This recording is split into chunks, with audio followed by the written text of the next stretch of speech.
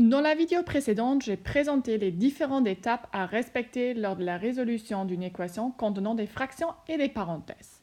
Néanmoins, afin de mieux justifier l'ordre suggéré de ces étapes, j'aimerais donner des explications supplémentaires en résolvant l'équation suivante.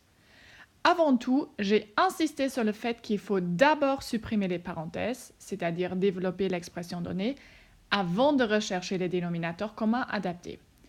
Afin de mieux illustrer et justifier ce choix, j'ignore cette directive et je commence dans un premier essai quand même par la recherche d'un dénominateur commun avant de supprimer les parenthèses.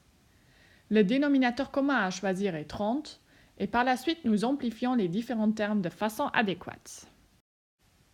Dans une deuxième étape, les parenthèses seront supprimées. À ce moment-là, il faut d'une part respecter les règles des signes, c'est-à-dire changer les signes de tous les termes entre parenthèses à cause du signe négatif qui se trouve devant les parenthèses, et d'autre part, il faut se rappeler des règles de calcul de la multiplication de fractions afin d'effectuer de façon correcte les produits résultant de l'application de la distributivité. Contrairement à l'addition et la soustraction de fractions, il ne faut pas chercher un dénominateur commun afin d'effectuer la multiplication de fractions.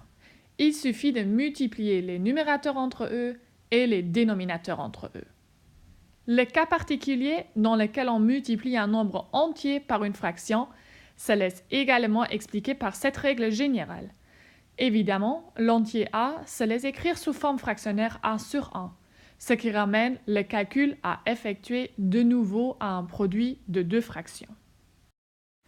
Nous remarquons que, suite aux multiplications effectuées, les dénominateurs de deux termes du membre de gauche ont changé.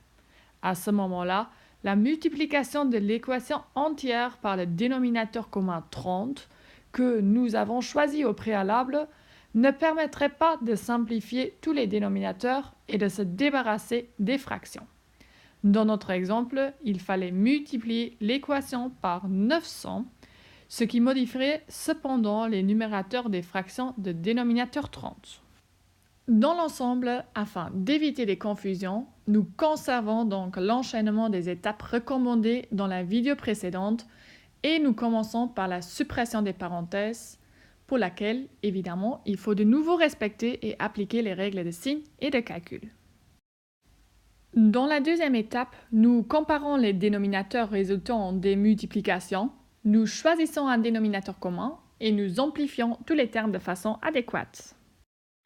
Avant de multiplier l'équation par le dénominateur commun, il est recommandé d'écrire le membre de gauche et le membre de droite sous forme d'une seule fraction.